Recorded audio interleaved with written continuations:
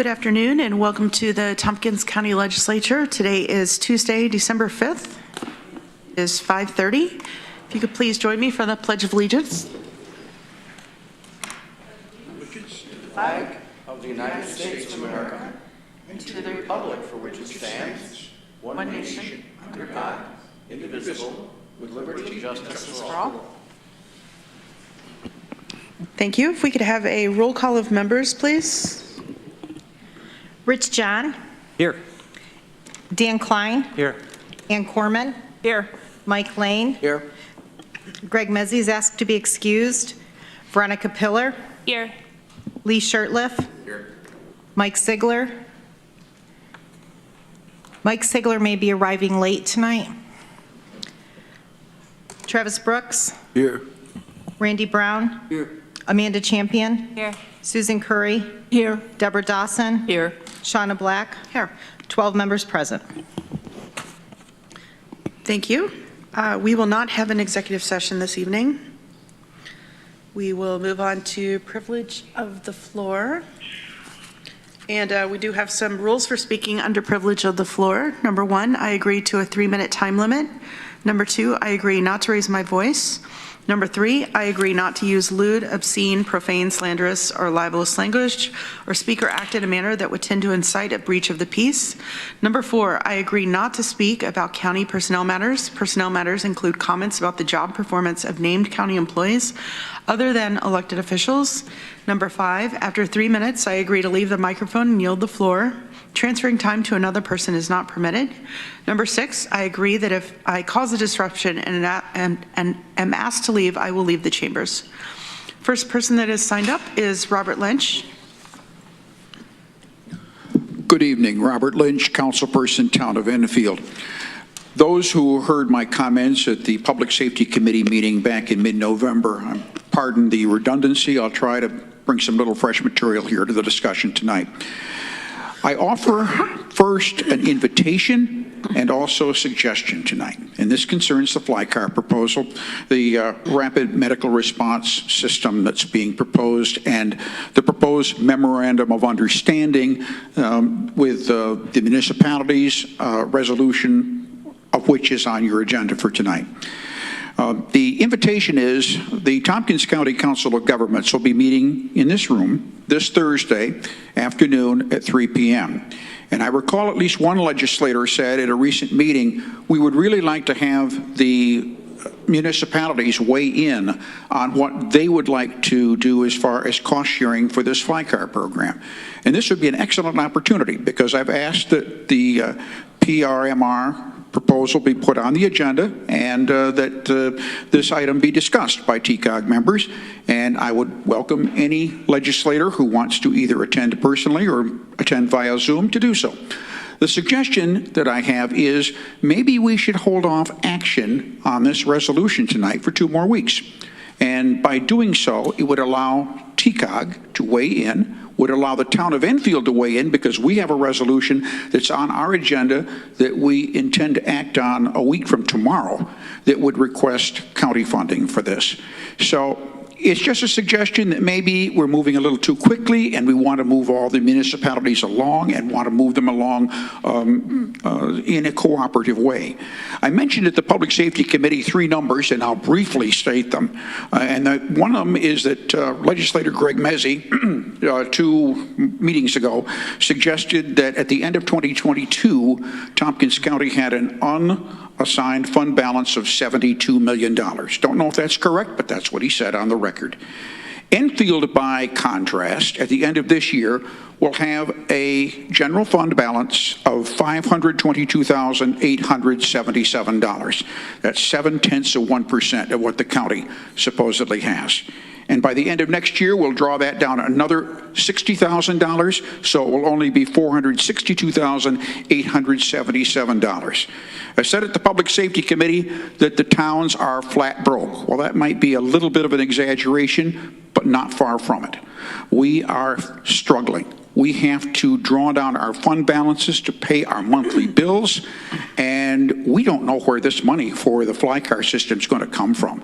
And we think that maybe the TCOG discussion that's coming up on Thursday might help resolve that issue. I thank you. Thank you. Next speaker is Zach Wynn.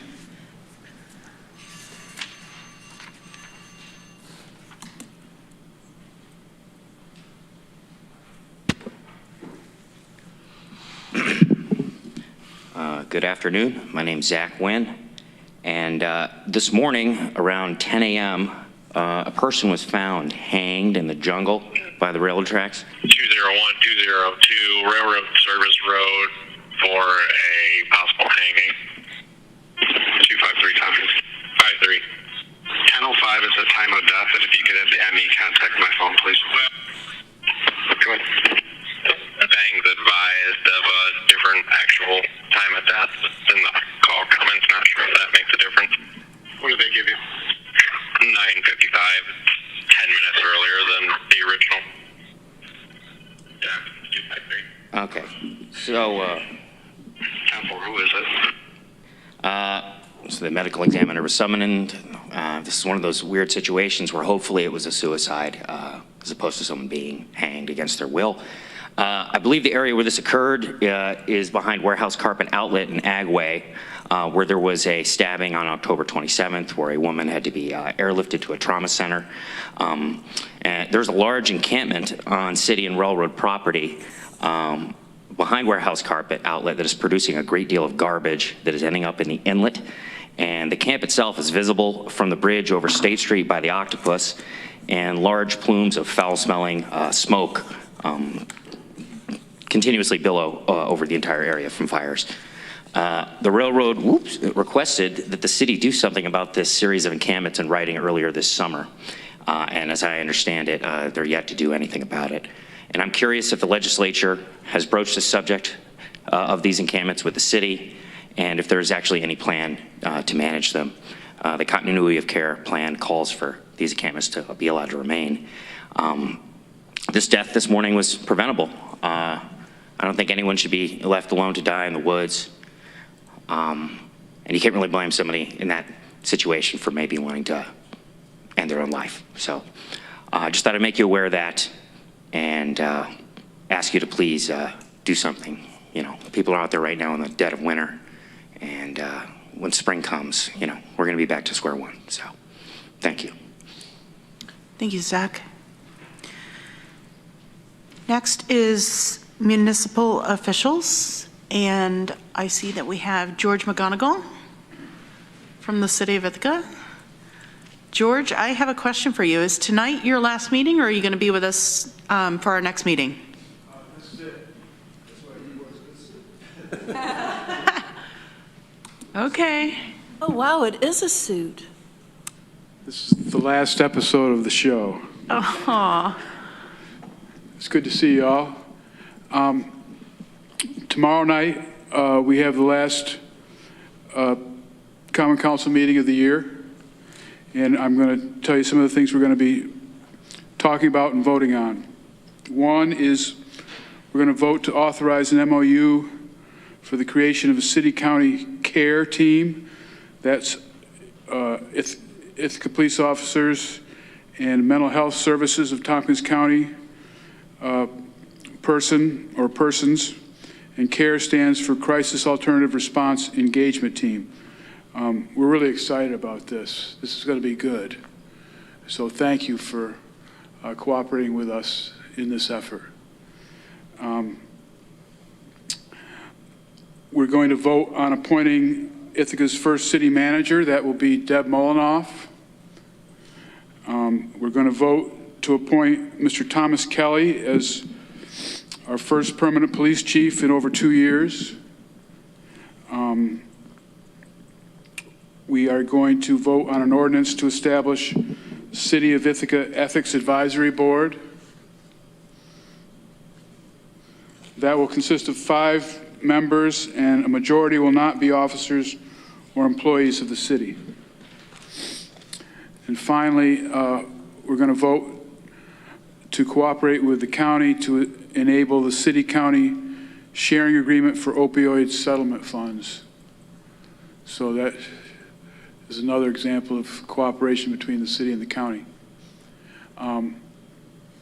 Final thing we may be voting on is a portion of our encampment policy that's designed to be ready by spring of next year. We have established a zone in what's now referred to as the jungle on city property at the south end behind Walmart, where we hope to establish a cleaner, safer, more hygienic place for people to camp with showers and toilets, and hopefully storage and access to services. It'll be more accessible to the fire department, to the police department, and to county social services. As far as what Zach is talking about, we're very much aware of the problem. I was not aware of the death today. That particular encampment is particularly bad. IPD was there last week and recovered a number of bicycles from that encampment. And we hope to,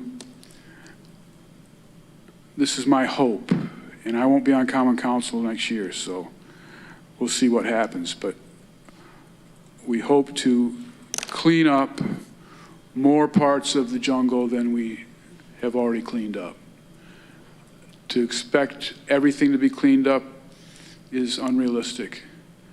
But we have been working with Continuum of Care and outreach workers and people who are living in the jungle themselves.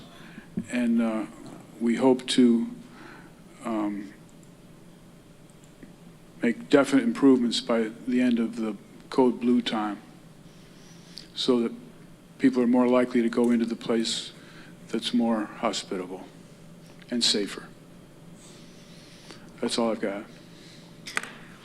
George, I just want to say, on behalf of this legislature, we're going to miss you, and you are the absolute essence of what a public servant should be. Thank you so much for your years and years of service to our community, and we love you. So thank you.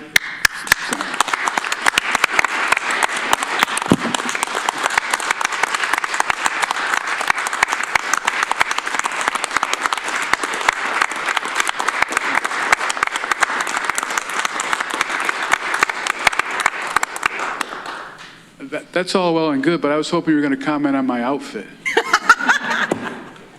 And you're one of the snazziest dressers this evening. Thank you. So thank you. But you know what? I love you guys too, and I'm going to miss you as well. But I'm not moving to Elmira, so. Thank you very much. Thank you. Are there any questions or comments? George, we might have a few comments. You can't leave this soon. Ann Corman and then Rich John. Yeah, I just wanted to say also from myself, my heart, thank you very much, George. You're such a dedicated public servant, and I know that you will stick around and feel free to contact any of us and come to meetings, and always looking, towards your insight and ideas for the community. Thank you very much, Ann. Rich John. I would echo everything that's already been said, George. Thank you so much. And you bring such good news with the expected vote on forming an ethics advisory board. I think that's a really positive step for our city, and I'm really glad to hear that news. I'm curious, who makes the appointments? Do you know? I do not. Okay. I'm sure if it goes the way things go now, they'll have to be approved by council, whoever makes the suggestions. Okay. All right. And I did say at our last meeting I was going to try to think up some hard questions for you, but the only one I have is, what are you going to do with all that free time? Well, I have a television set and a killer stereo, so I'm going to listen to a lot of records, I'm going to read, and I'm going to visit Elmira. That's great. Any other questions? Susan Curry? George, you've been my representative all these years, and I just wanted to say thank you on behalf of everyone and the district that you represent. We're going to miss you. Thank you. Anyone else this evening? Okay. Thank you, George. Appreciate it. Take care. Robert Lynch, would you like to say a few words on behalf of Enfield? I will just say that we are having some, I'll call them growing pains a little bit, because we decided back last summer to segregate our fire service over to an independent commission. And no longer will the town have direct oversight over it. We're going to have an independent commission. And I'll give a little plug right now that next Tuesday, on the 12th, there will be a very important election in Enfield.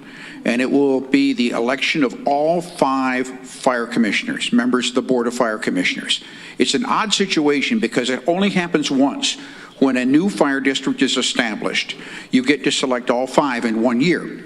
And they're elected on basis of staggered terms. The one who gets the most votes gets a 5-year appointment, second most votes, 4-year appointment, and so on and so forth, that the one with the 5th most votes gets 1-year appointment and will have to run next year. We have 10 candidates running. Some of them are currently on the appointed Board of Fire Commissioners, which is an interim thing that we on the town board had to establish to get the commission going in the summertime. And some are brand new candidates. And I urge people in Enfield to turn out and vote. Any Enfield voter can vote for that. They can vote in the election. We have a little bit of a growing pain, and it was discussed at a very lengthy Board of Fire Commissioners meeting last night. And it was whether a voter gets to vote for one candidate or for all 5, since there are 5 seats being filled. And the Board of Fire Commissioners, rightly or wrongly, decided that they only get 1 vote. And that's an interesting issue. I believe, just like they say in national politics, that politics stops at the water's edge, I'll say that Enfield politics stops at Sheffield Road. And so I won't discuss it further, but it is a point of controversy that we have in Enfield right now. The bottom line is, for however many you can vote for, please vote in the election coming up on the 12th. It's an important thing. It's an important transition. We hope it does well. We've already had 3. This will be the 3rd vote that we've had concerning fire services this fall. I won't get into too many details. But otherwise, we're going fairly well. We passed our budget, and we're moving forward. And again, next Wednesday, we have this resolution concerning the fly car system on our agenda, and that will be discussed. So it's an interesting time. It's a time of transition. We have a new town board member who will be coming in January, Melissa Millspaw. Our supervisor, Ms. Redmond, has been reelected. I've been reelected. Our town supervisor will be having a 2-year term, and we're hoping for the best. And I guess I'll leave it there and take any questions you want to have. Dan Klein? Yes, Dan. I just want to make sure I heard correctly earlier when you were talking about the fund balance in Enfield. Did you say roughly $500,000? That's about what we have. I've left the notes back on the chair, but it's about 500 something in our general fund balance, and it will be dropping to below 500 next year. And do you know roughly what your annual budget is in Enfield? It's about $2.2 million. And again, a lot of that is highway, and it's just as you have it, a lot of that fund balance is dedicated to road maintenance, but the general fund balance is what I said. Thank you very much. Thank you. Any other questions? Ann Corman? Yes. And did you say, Bob, what you thought that might be drawn down to by the end of the year, your fund balance? According to the budget that we approved last month, that we're going to be drawing $60,000 down out of that fund balance. That was the supervisor's recommendation, and we on the town board endorsed it, because we have a lot of expenses which are in many cases dictated by inflation, rising costs of workers' compensation, rising costs of state retirement, rising costs of just about everything. In fact, we had to scrimp so much in Enfield that we decided not to have an annual audit next year. We're going to go to a 2-year audit cycle, which legally we can do. It wasn't recommended by our bookkeeper, but we had to do it. Otherwise, we would have blown the tax levy increase out of proportion. As it is, the tax levy increase in Enfield's going up next year by 7%. If we hadn't made these cuts, it would have gone up by 11%. 7% increase. Thank you. Any other questions or comments for Mr. Lynch? Okay, thank you so much, Bob. Take Thank care. you. Next, it's time for legislator privilege of the floor. Randy Brown. Yes, thank you. I wanted to make everybody aware that Dan Winch, who's a legislator from 1985 to 2005, when he passed away on Saturday. His son Tom, who I've gotten to know quite well, called me, and Dan was very aware of what was going on, and he ended up in hospice, and they were great. And but he was home up until the last couple days of his life. And Tom said that he was at peace with where he was and understood what was happening. And so the family was around him when he passed. When I think about Dan, he was 15 years ahead of me at Newfield. He married his childhood sweetheart, Nancy, and they were together till his passing. They had 2 kids. So I didn't really know Dan very well. He was many years ahead of me in school. And then Tom, his son, was 10 years behind me. So, but I got to know Tom at Angway Owe when he started working there, and we became close friends. And then that's how I connected with Dan. And I knew he was a legislator, and paid attention to what he did, and so he did a great job. But we connected, and when I decided I wanted to run, or thinking about it, I met with Dan. And he had a lot of good advice, and he was so prepared when we met. I think that was his nature, to be very prepared on everything he did, and had all these questions for me of why I wanted to do it, and I was much more complicated than I thought it was going to be with Dan. But we met 3 times since I've been elected. Last time was in August. I talked to him about a lot of things. He had a lot of understanding of the county, and asked him a lot about fund balance. He had a lot of thoughts on that. I was surprised how much we aligned our thinking on many things.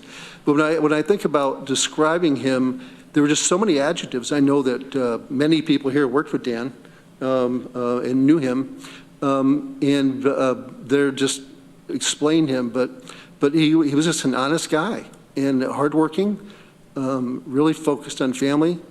And really focused on studying. When we met the last time, he goes, "What do you want to talk about?" He came prepared with notes. I mean, and he stopped me in conversation, and he steered me where to go. He was such a good guy and a good mentor. So I just wanted to share that. Thank you, Randy. Anyone else? Mike Lane? Thanks for that, Randy. I would just add, served with Dan. Always liked him. After he went off, he would stop at my office from time to time and we would chat. Some of my memories is when I first came on the legislature and got assigned to what we called then the Public Works Committee. We met, he chaired it, and we met at 8 a.m. twice a month. There was a lot of building projects going on back then. Dan had worked at Cornell in facilities up there and had done planning for buildings and other things up there. So he had some good experience. And then he and I also served on the Capital Projects Oversight Committee for the 2 counties for TC3. And he was able to share a lot of his expertise with the college administration back then. Certainly my condolences to Nancy and the family, but I'm sorry to see Dan go. Thank you, Mike. Anyone else for privilege of the floor? Veronica Pillar. Thank you. I'll try to keep it brief. Just want to express appreciation for a couple events in the past 2 weeks that legislators were invited to. Last week, the Continuum of Care hosted a Home Together Tompkins summit. Home Together Tompkins is their local version of a national template for addressing homelessness from a housing first philosophy. And the summit brought together really stakeholders from all aspects of that world, including several people who shared their stories of having been homeless. And it was a really great event, also including some experts from not from here. So I appreciate that, learned a lot, and excited to move forward from that. And then today, some of us attended a cybersecurity workshop all day. I do not remember who put it on, so someone will have to fill in. But some people from the Office of Homeland Security, yes. And so I want to thank the IT department. I did not think that 7 hours of cybersecurity was going to be fun, but there were animations and jokes and candy and also like a genuine lot of learning. I realized that from the legislator perspective, I certainly don't interact at all with a lot of the digital data that our county needs to keep secure. Like there's plenty of personal identifying information that departments spend a lot of work managing, and our IT department does, whereas here most of our stuff is foilable, and we're thinking about data going public in a different way, or information. I did also learn, since the presenters go to various counties and municipalities, that our county IT department is especially good at what they do relative to peers, so kudos to them. Of course they are. Anyone else for legislative privilege of the floor? Rich John. Thank you, Shauna. Attending the Homelessness Summit reminded me of a webinar I had watched back in September, and I shared it with all of you. And I'd really encourage my colleagues to give it a look, particularly the mayor of Utica, because a good part of the webinar is about how Utica has addressed the issue of refugees and immigration. And if you skip to minute 21 and you hear the mayor talk about where they were at. They were near bankruptcy, they had a negative fund balance, and he attributes their recovery. They're in very good financial shape right now, he says, and he attributes a good bit of it to welcoming people from other countries. And fully, more than a quarter of the people who live in Utica came from another country, and it's all over the world. There's a dynamism they talk about there that is just really, really exciting. And I bring this up because last spring, there was talk about people coming here from New York City, that you'd have to be hiding under a rock to not know that there's a tremendous number of refugees sitting in New York City. And we thought they were going to come here, and some of our neighboring counties, brought emergency orders to stop the buses. I guess I can understand that reflexive thinking, but it really is a reaction out of fear. And you watch this webinar, it was put on by New York State Office for New Americans, but you really watch it and you say, no, these are people. And I bring it up tonight because counties don't have walls, and people are going to come here. They haven't yet. We thought we were going to get inundated, and we haven't been. And frankly, it's been a bit of a luxury. We've paid no attention to the issue as a legislature, but I think we probably should, because they're going to come here eventually. And frankly, even though they're down in New York City, we're paying for them. New York State is paying New York City a lot of money to have these people sit and do nothing.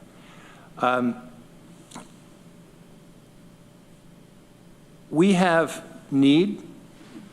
We certainly have housing issues, but we also have employment need here. There are businesses aching to get new employees. These people would work their tails off if we could get them here and get them an opportunity. TC3 is building its enrollment. You know, these people would love to go to college and to learn. We need nurses. We need, you know, go down the list. These people would fill those roles if they had any opportunity to come and do this. Certainly, it's not the best time, but it never is. And I believe we truly do have the capacity to take some refugees, not thousands, not busloads, but people, families. And we should at least try to figure out, can we take some or any? And we've already had not-for-profit agencies come and tell us, you know, they stood over there and said, we will help. You know, and I don't think the county can do this, but I think the county with its community can do this easily. We have true capability. And I would ask us to really think about this, that should we be doing something proactive rather than just waiting? And I have a couple ideas. One, I talked to the governor's representative, and he had indicated that New York State is doing inventories of language skills and job skills. So it wouldn't necessarily be just accepting, but we could be recruiting. We could be looking for specific skill sets where we know we need employees.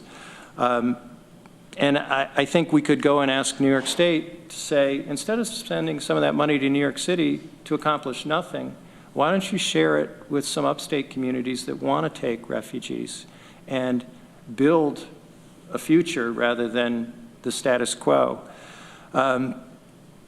And as a second step, I would love for us to have a conversation with our community groups that are so strong.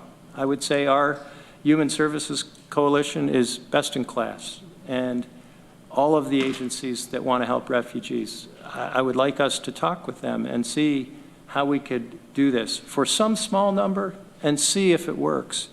And finally, I think there's a role for us as legislators. We should probably be talking about this. I know we don't have to. We've gotten away with not doing it. But it's been on my mind ever since last spring that this is actually opportunity. This is actually economic development. You can always look at the downside. It's work. It's not timely. But there's real opportunity here. And it, frankly, is, I believe, why a lot of us are sitting around the table to try to make a positive difference. So I'll stop preaching, but I'd sure like us to continue the conversation. Thank you. So I've actually been in touch with the governor's representative as well as our nonprofits. And we do, in fact, have 2 families that are living here that are being housed in our places of worship. And at this point, it seems like the families do not want to be in the public. They're working on getting their papers, their needed papers, in order to, their working papers, and also they're working towards citizenship. And so the churches are housing them and helping them with food and resources. As far as the conversations that we're having with all of our human services agencies, we had one a few months ago. Actually about 4 or 5 months ago. And it does sound like our agencies are willing to help out. Whenever I spoke with Harris, who is our governor's representative, one thing that they're doing in New York City is they're actually holding people, and they're in the active process of training people. No one there has their working papers, and he expects that it would probably be another 4 to 6 months before people start coming out of New York City and are able to work. And so they are doing job training in New York City, in some of these, in some of the places that they have people housed. So that was the most recent update. That was probably a few weeks ago that I spoke with Harris in regards to the situation. Let's see here. I have Deborah Dawson, Mike Lane, and Ann Corman. Thank you, Shauna. Thank you for those comments, Rich. I did watch that video, and I got a big kick out of the bocce ball court as an Italian immigrant family, yes. But my understanding is that the real problem here is the federal government is not willing to loosen up on the restrictions to give these refugees the right to work. So as I see it, eventually these people will be a way to contribute to workforce development and economic development, but right now they can't. And I think that people who are interested in helping them and in the process helping us should be lobbying the federal government to loosen up on these restrictions, because right now, these people are forced to simply be a burden. And I'm sure that's not the way they want to see it. And then another piece of this that I've been concerned about for quite some time is that eventually we are going to be a destination of choice for climate migration. I guess climate refugees is no longer the politically correct term, but people will move here because we do have a relatively moderate climate. We have agricultural resources. We have plenty of water. We're not on a coast. And I think that we should be planning for that eventuality, because I don't think it's very far down the road anymore. Thank you, Deb. Mike Lane? Yeah, Rich, I like the thrust of what you have said to us to here, but I do think it's a little unfair to say we haven't done anything. Very early on, our county administrator put together a group of people, and we had meetings, everything from being the ability to start English as a second language through many groups to immigration law. We learned in that group that when we were told that they had to be here 6 months before they could apply to work, what wasn't said was the process after the 6 months and they apply, it could be a year or more before they were heard and were allowed to be able to work and get the authorization for that. We talked to a lot of not-for-profits thanks to what was put together by our county administrator and certainly our chair. I agree with you. We should be open. I think we are. But they haven't come to us by the busload yet, and I don't think they will. We don't have as many jobs available as, say, larger cities have. But yes, Utica has been a shining light for immigration for many years, and it's not a bad example to look at. Thank you, Mike. Ann Corman? Thank you. I wanted to speak more about the homelessness or homeless Home Together Tompkins Summit. Thank you, Veronica. But just wanted to comment. I have a sister-in-law who immigrated here from Mexico, her and her family, and so I think anything more that we can do, I'd be willing to help figure that out. I know we have been working on that. We certainly could, you know, I think anything we can do to help open up our doors and help folks have a place to live, place to thrive. I think that's what the county's about. And I know organizations have been doing this for many, many, many years. There's a small amount. And so if there's ways we can support them more, if there's anything else we can do, I'd be willing to help look at that. For the summit, a couple of just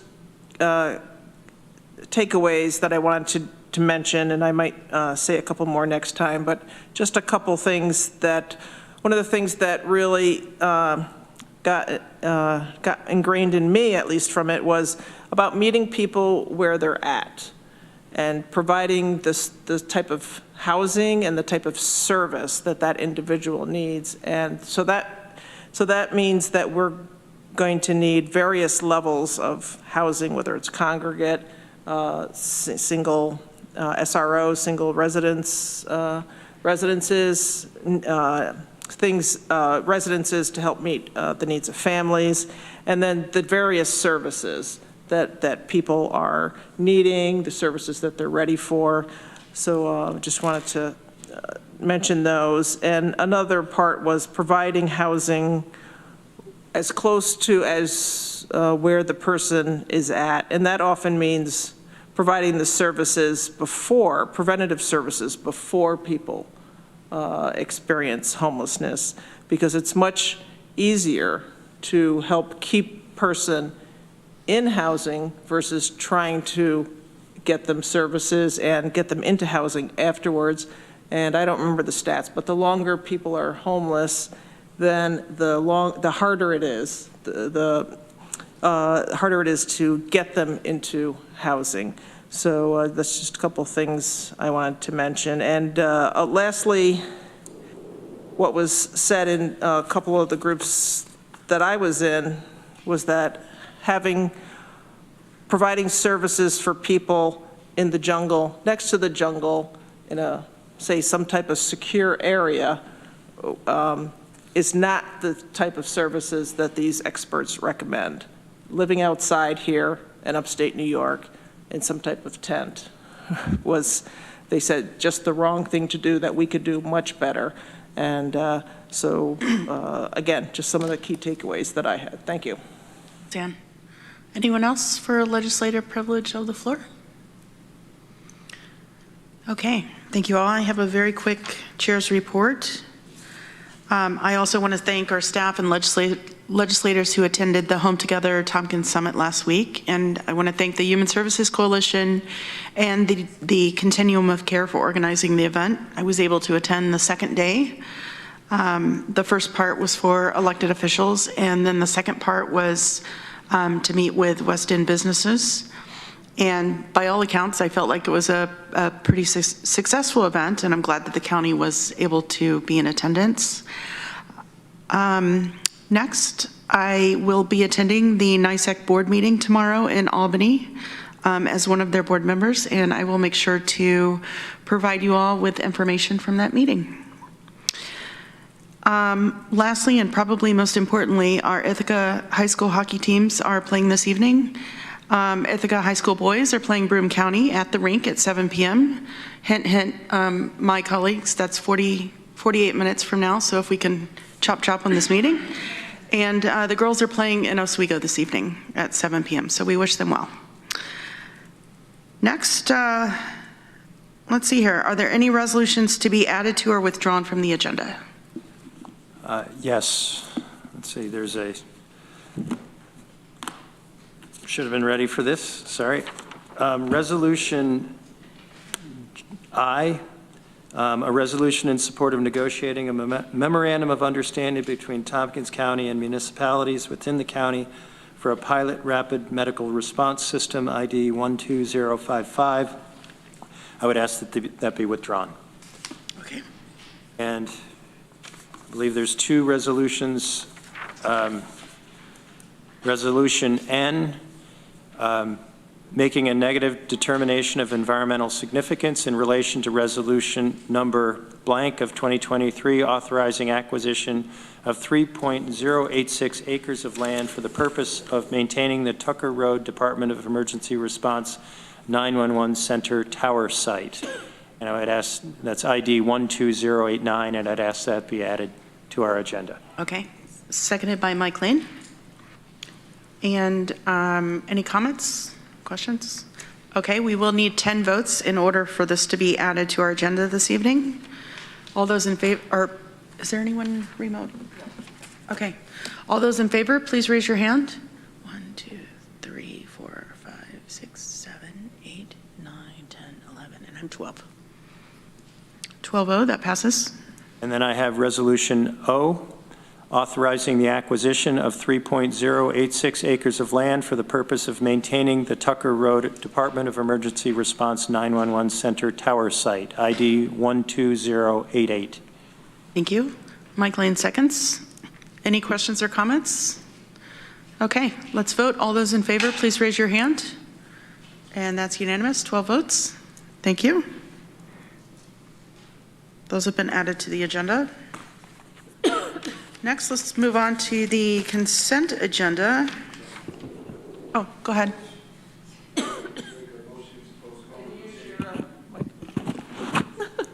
I want to make a motion to postpone the Chamber CVB agreement as it's being finalized still to December 19th.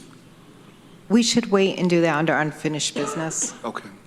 Thanks, Travis.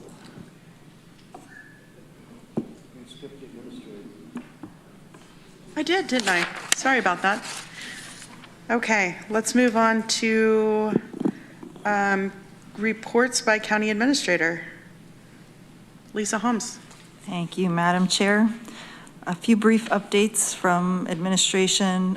First, to say that the Red House, 408 North Tioga Street, is currently listed and will be accepting offers through December 15th.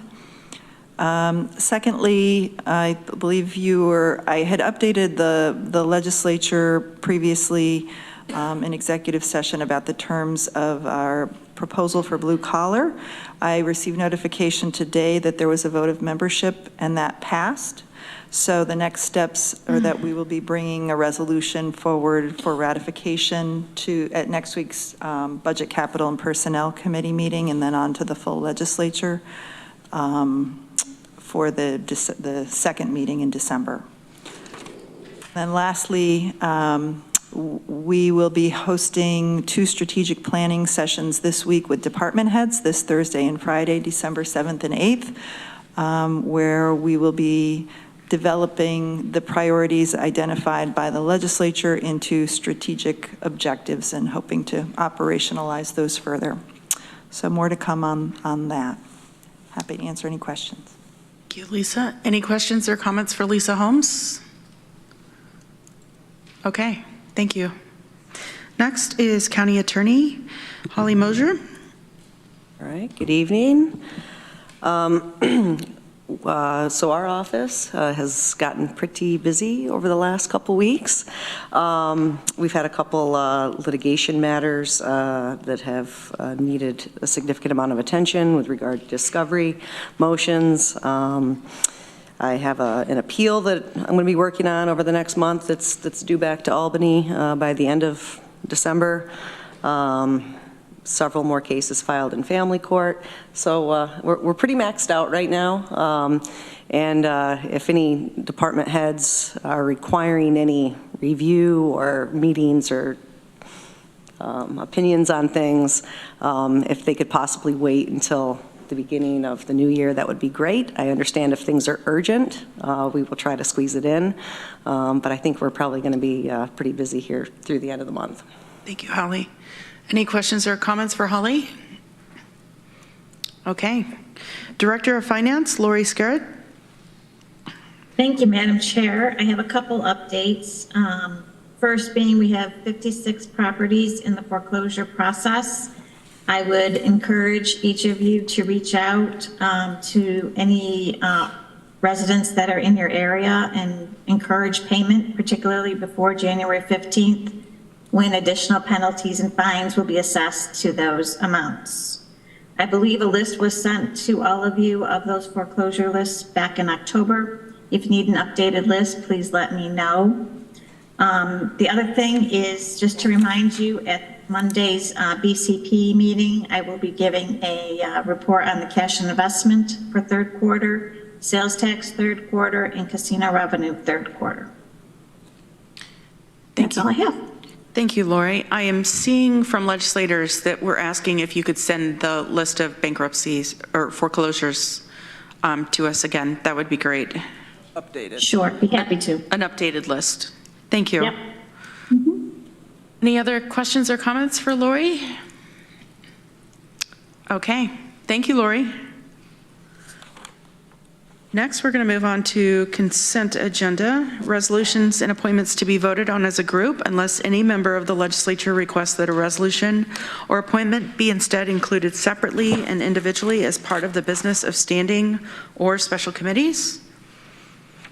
Appointments, Advisory Board appointments, Health and Human Services Committee, Board of Health, Christina Moylan, at-large representative, term expires December 31st, 2029.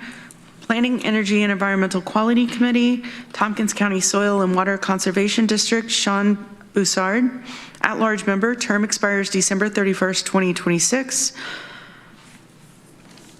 Government Operations Committee, Resolution A, date of 2024 organizational meeting ID 11964. Planning, Energy, and Environmental Quality Committee, Resolution B, award of contract, Tompkins County Department of Recycling and Materials Management Engineering Services, ID 12060. Public Safety Committee, Resolution C, accept 2023 through 2024 New York State Department of Criminal Justice Discovery Grant, ID 12010. Resolution D, recommendation of adoption of 2024 Countywide Shared Services Plan, ID 12027. Health and Human Services Committee, Resolution E, budget adjustment, Tompkins County Office for the Aging, ID 11998. Facilities and Infrastructure Committee, Resolution F, resolution to update the Administrative Policy Manual, Policy 0154, Center for History and Culture Tenet, and Lease Policy, ID 12005. Resolution G. Off, please. Okay. Resolution H, authorizing a memorandum of understanding with the New York State Energy and Research Development Authority for the exclusive right to develop a feasibility assessment of the Ithaca Tompkins International Airport for the purpose of developing a clean energy project, ID 12050. And if I could have a mover for the consent agenda, moved by Deborah Dawson, seconded by Lee Shirtliff. And all those in favor, please raise your hand. And that is unanimous, 12 votes. Thank you. Next, we're going to move on to standing and special committees. Government Operations Committee, Amanda Champion, Chair. Great, thank you. We are going to meet on December 7th at 9 a.m. That is this coming Thursday. We have quite a few things, some year-end resolutions that we normally do. We'll get an update from our assessment department. Let's see, a couple of policies, donated goods and services, and fund balance. We already discussed fund balance policy at BCP, so this will be another opportunity to go over that. And if you are interested, you can check the agenda or tune into the meeting. We're gonna we have our year-end report of how much funding legislators have used for travel and training. So you can see how much you've spent and how much your colleagues have spent. And for the numerous constituents watching, you can see what your legislators have been spending money on in terms of travel and training. And that's it. So Thursday at 9 o'clock. Any questions or comments for Amanda? I see none. Thank you, Amanda. Next is Planning, Energy, and Environmental Quality Committee, Ann Corman, Chair. Thank you, Madam Chair. We have not met since our last meeting. Our next meeting is going to be Monday, December 18th at 10 a.m. We don't have the agenda set yet, but we are working on having Irene Weiser come and talk to us regarding something that Mike Lane had, my colleague Mike Lane had brought up at, I think it was our last legislature meeting, regarding the new type of fracking that some companies are leasing land for. And so please come to our next meeting and learn more about it. Thank you, Ann. Is there anything else, Veronica? Any questions or comments for Ann? Thank you. Next is the Community Recovery Fund Advisory Committee. Thank you, Ann Madam. Klein, Chair. Thank you, Madam Chair. Our committee met yesterday, December 4th, for the first time in 4 months. And it was a very short meeting. We didn't really have very weighty matters to deal with, but it felt like it was important that we do meet and just at least get a few things on the record. So everything is going really well. The kinds of things we were talking about were small points that had to do with how we interpret the contracts and how we do some of the accounting. So that's what we wanted to make sure was out there in the public and that we clarified any points that needed clarifying. Going forward, we're probably only going to meet we're only going to schedule a meeting twice a year. So the next meeting will be in June, probably. We won't schedule it until a little ways into 2024 after the rest of the committees have set up their schedules. And of course, we will meet more than twice a year if necessary, but those will be the only ones that are scheduled. So that's my report. Thanks, Dan. Any questions for Dan Klein? Okay. Budget, Capital, and Personnel Committee, Deborah Dawson, Chair. Thank you, Madam Chair. We will be meeting next Monday at 3 p.m. And as Lori has already previewed, the most exciting things we'll be hearing about is our sales tax, casino revenue, and our cash and investments. Thank you. Any questions for Deborah Dawson? Okay, thanks, Deb. Workforce Diversity and Inclusion Committee, Veronica Pillar, Chair. Thank you, Madam Chair.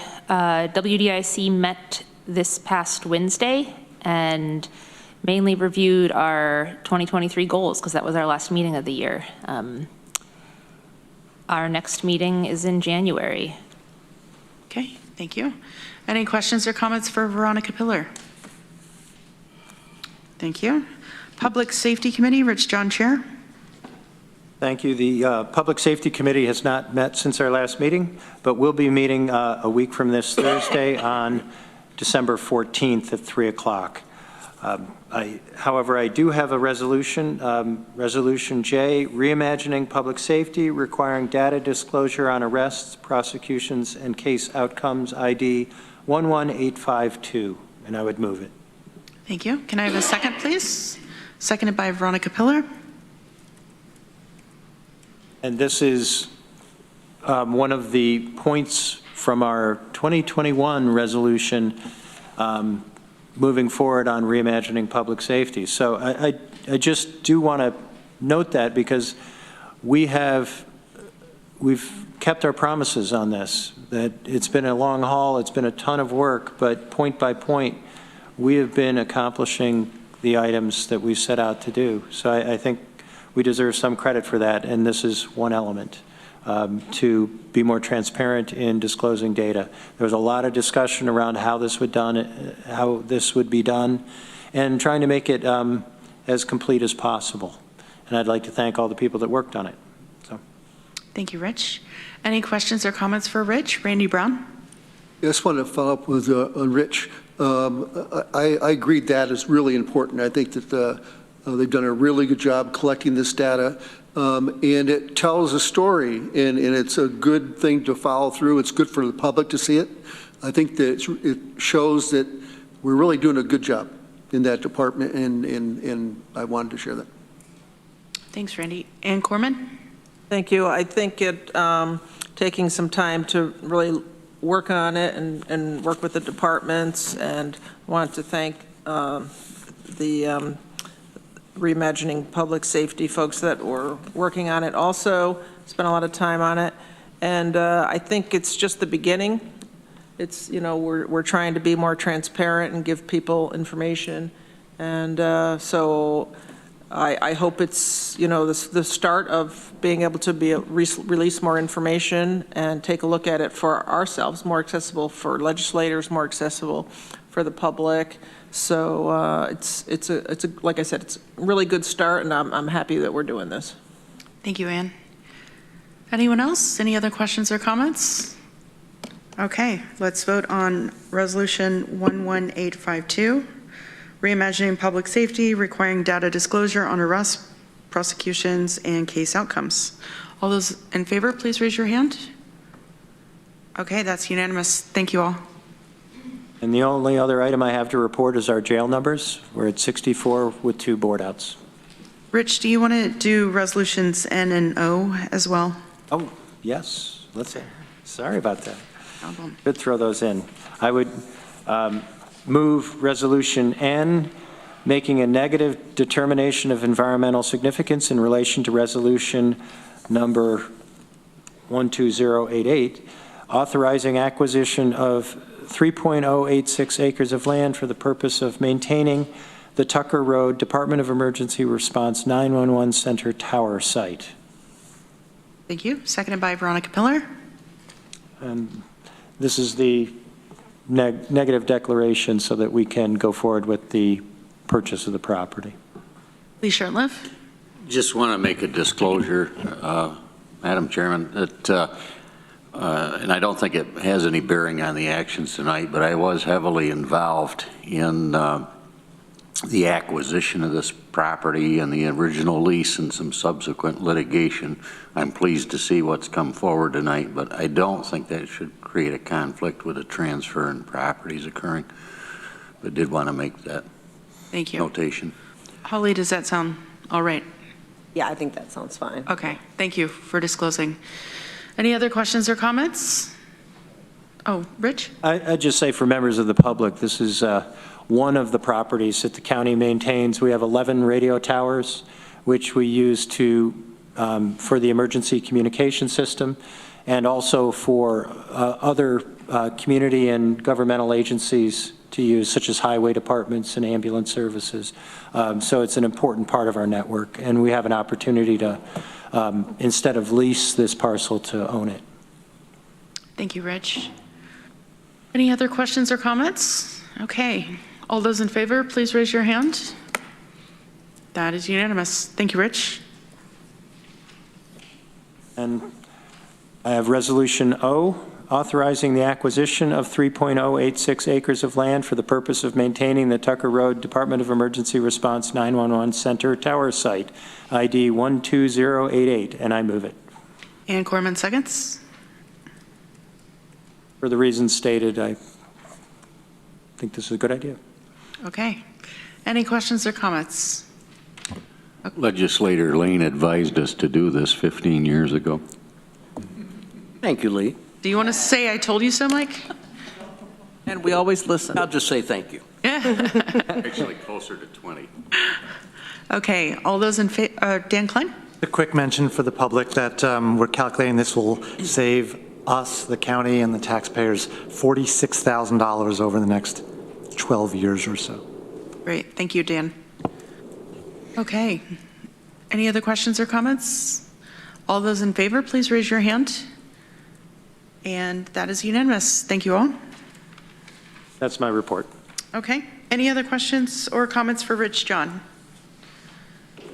Next, we're going to move on to Downtown Facilities Special Committee. Randy Brown, Chair. Thank you, Shauna. We've met since the last legislature meeting, but our next meeting is Tuesday, December 12th at 9 a.m. And the administration is going to put forth their proposed plan for departments and where they're located. So it'll be a good discussion. One of the things that's come up is how we're going to manage all the data we're collecting from the center of government and how we're going to make it available to the public, and so that'll be a discussion as well. Thank you. Any questions for Randy Brown? Ann Corman? I just wanted to comment after attending our cybersecurity workshop today that even more, I mean, I've always thought this, but I really just want to reemphasize that having IT within the center of government, I think is critical, especially now that we're learning more and more about cybersecurity, so that they can interface with our departments on a more regular basis, I think will be really helpful. Thank you. Thanks, Ann. I believe that is the plan. So. Great. Health and Human Services, are there any questions for Randy Brown or comments? Thanks, Randy. Health and Human Services Committee, Dan Klein, Chair. Thank you. Our next meeting is December 18th, and we currently have two things scheduled. One is a presentation by our whole health department about the community health workers. This is a relatively new program for the county, and we really haven't heard much yet about how things are going and what kinds of things they're doing, so we'll hear about that. And then I was also asked to have a little update on the opioid settlement money that we distributed to various community organizations. So we'll have an update on how that distribution allocation is going. I don't think there's a lot of information on it yet. It's only happened a few months ago, but we will hear the most current information. That's my report. Thanks, Dan. Any questions or comments for Dan Klein? Okay, thank you. Housing and Economic Development Committee, Greg Mezzi is not here tonight. Travis Brooks is vice chair. Thank you, Madam Chair. Our next meeting is tomorrow at 3 p.m. Some of our agenda highlights will be the Southern Tier 8, return on investment, opportunities for Tompkins County, and what's happening across the region, Ithaca area economic development, and our draft work plan for 2024. Many of my colleagues already mentioned the continuum of care, the summit, so I won't get too much into that, but I do want to thank Liddy Barger, Simone Gaston, and Cindy Wilcox for putting that on, and that's it. Okay, thank you. Any questions or comments for Travis Brooks? Okay. Facilities and Infrastructure Committee, Mike Lane, Chair. Thank you. We have not met, as Tim Joseph didn't like us to say, since the last time. But we will be meeting again on December 14th at 9 o'clock. We've got some resolutions. I'd like to take the one I withdrew first from consent. I see Roxanne is with us on the Zoom tonight. This is Resolution G, authorizing a 2-year extension of the Air Services Board, Ithaca Tompkins International Airport. Can I get a second? Seconded by Rich John. Roxanne, I was supposed to call you today, and I apologize that I didn't in advance, but the question I've had from some legislators was, why do we need a 2-year extension? Why, if this is an advisory board, why don't we just establish it permanently? I don't know. We've done extensions, so I was just following past procedure. I didn't know there was, the possibility to do that. We are just starting our strategic and business plan, so we had decided to do a 2-year. We're looking at the bylaws, making sure that those are all up to date with the changes that were recently done in July. So we had just done a 2-year to kind of go through all that, move everything around, and then do another extension. We've been doing extensions 5 years, 10 years, just depending, since it was created back in 1994, I believe, or 7. So yeah, I just did the extension for 2 years. I didn't know that you could make it a permanent opportunity. That's the question. But we're doing it to look at the options. So perhaps we could put it on a future F&I agenda to take a look at those bylaws. Yeah, that's what we needed to do. We had started to do that, and then everything was changing with the bylaws, so we kind of put a hold on that. So we're really, just making sure our bylaws are up to date and in compliance with the county's bylaw process and resolution, and that they passed back, I believe, in July of this year. So that's all we were doing is just going to do that. Our strategic planning is in the works now too. So just moving forward with that, and then we'll definitely look at this in the future as well. Thank you. Yep. Any other questions or comments? Okay, let's vote on Resolution G. All those in favor, please raise your hand. And that's unanimous. Thank you. Next, I have Resolution K, resolution to appropriate additional American Rescue Plan Act, ARPA funds, for Bridge New York 6 Culvert Capital Project in 2023. That's ID 12023, and I move it. Can I have a second, please? Seconded by Lee Shurtleff. This is to get our culverts in the ground. Okay. Any questions or comments? Okay. All those in favor, please raise your hand. That is unanimous. Thank you, Mike. Resolution L, affirming Ithaca Tompkins County Transportation Council, ITCTC, recommendation to increase the ITCTC staff director's salary.